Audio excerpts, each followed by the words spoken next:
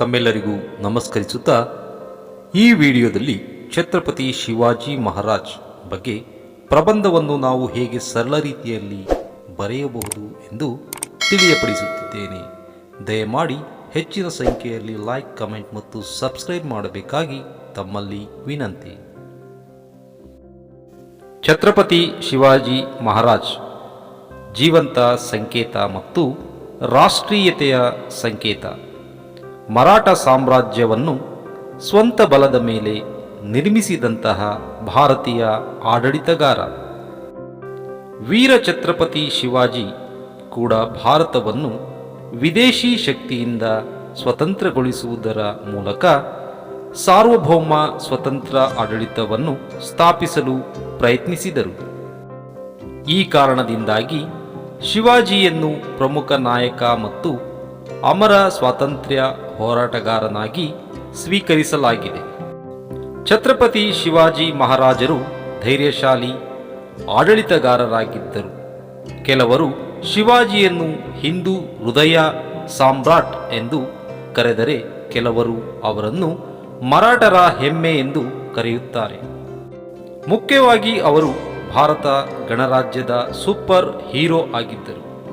ಶೌರ್ಯವೀರ ದೊರೆ ಛತ್ರಪತಿ ಶಿವಾಜಿ ಭೋಸಲೆ ಮಹಾರಾಷ್ಟ್ರದ ಶಿವನೇರಿಯಲ್ಲಿ 1627 ಫೆಬ್ರವರಿ 19ರಂದು ಮರಾಠ ಕುಟುಂಬದಲ್ಲಿ ಜನಿಸಿದರು. ಶಿವಾಜಿಯ ತಂದೆಯ ಹೆಸರು ಶಹಾಜಿ ಭೋಸಲೆ ಮತ್ತು ತಾಯಿಯ ಹೆಸರು ಜೀಜಾಬಾಯಿ. ಶಿವಾಜಿಯ ತಾಯಿ ಧಾರ್ಮಿಕ ಸ್ವಭಾವದ ಮಹಿಳೆ. ಆದರೆ ವೀರ ಮಹಿಳೆಯ ಚಿತ್ರಣವು ಅವರಲ್ಲಿ ಪ್ರತಿಫಲಿಸಿತು.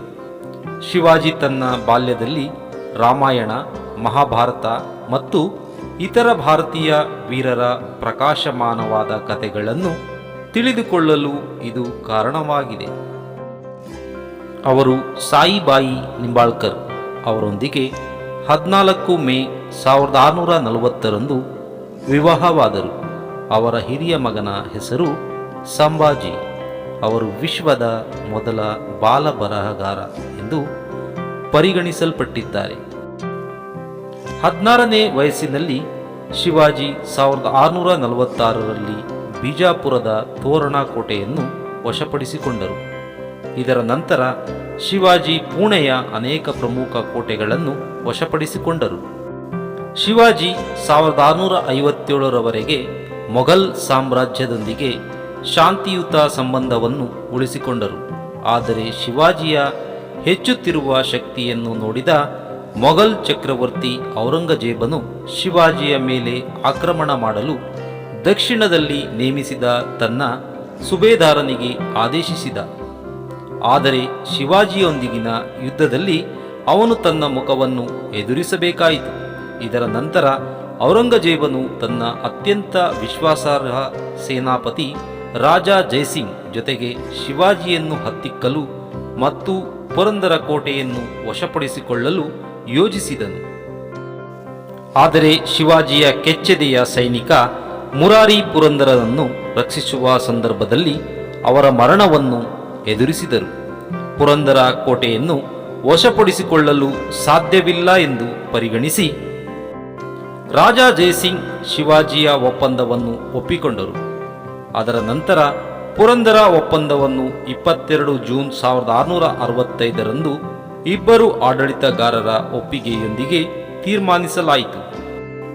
ಛತ್ರಪತಿ ಶಿವಾಜಿಯ ಸ್ವತಂತ್ರ ಸ್ವರಾಜ್ಯದ ಪ್ರದೇಶವನ್ನು 3 ಭಾಗಗಳಾಗಿ ವಿಂಗಡಿಸಲಾಗಿದೆ. ಮೊದಲನೆಯದು ಕೊಂಕಣ ಪ್ರದೇಶವಾಗಿದ್ದು, ಇದು ಪೂನಾದಿಂದ ಸಲಾರದವರೆಗೆ ವಿಸ್ತರಿಸಿತು ಮತ್ತು ಉತ್ತರ ಕೊಂಕಣ ಪ್ರದೇಶವನ್ನು ಒಳಗೊಂಡಿತ್ತು. ದಕ್ಷಿಣ ಕೊಂಕಣದಿಂದ ಉತ್ತರ ಕೆನರಾದವರೆಗಿನ ಪ್ರದೇಶವು ಅಣ್ಣಾಜಿ ದಾತ್ತೋ ಅವರ ಅಡಿಯಲ್ಲಿತ್ತು.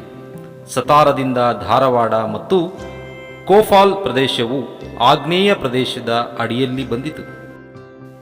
ಶಿವಾಜಿ ತನ್ನದೇ ಆದ ಸ್ಥಾಯಿ ಸೇನೆಯನ್ನು ರಚಿಸಿಕೊಂಡಿದ್ದ. ಅಶ್ವಸೈನ್ಯವನ್ನು 2 ವರ್ಗಗಳಾಗಿ ವಿಂಗಡಿಸಲಾಗಿದೆ. ಇದರಲ್ಲಿ ಬರ್ಗಿರ್ ಮತ್ತು ಆರೋಹಿತ ಸೈನಿಕರು ಸೇರಿದ್ದರು. ಕೋಟೆಗಳು ಮರಾಠರ ಆಳ್ವಿಕೆಯ ವಿಶಿಷ್ಟ ಲಕ್ಷಣವಾಗಿತ್ತು. ತಜ್ಞರ ಪ್ರಕಾರ ಶಿವಾಜಿಗೆ 250 ಕೋಟೆಗಳಿದ್ದವು. ಛತ್ರಪತಿ ಶಿವಾಜಿ ದೀರ್ಘಕಾಲದ ಅನಾರೋಗ್ಯದಿಂದ ರಾಯಗಢದಲ್ಲಿ 3 ಏಪ್ರಿಲ್ 1680ರಲ್ಲಿ ನಿಧನರಾದರು. ನಂತರ ಅವರ ಸಾಮ್ರಾಜ್ಯವನ್ನು ಅವರ ಮಗ ಸಂಭಾಜಿ ವಹಿಸಿಕೊಂಡರು.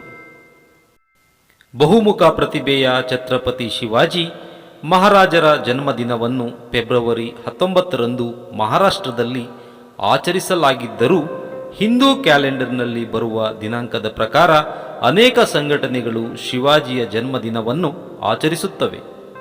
ಅವರ ಶೌರ್ಯದಿಂದಾಗಿಯೇ ಅವರನ್ನು ಆದರ್ಶ ಮತ್ತು ಶ್ರೇಷ್ಠ ರಾಷ್ಟ್ರಪುರುಷ ಎಂದು ಸ್ವೀಕರಿಸಲಾಗಿದೆ.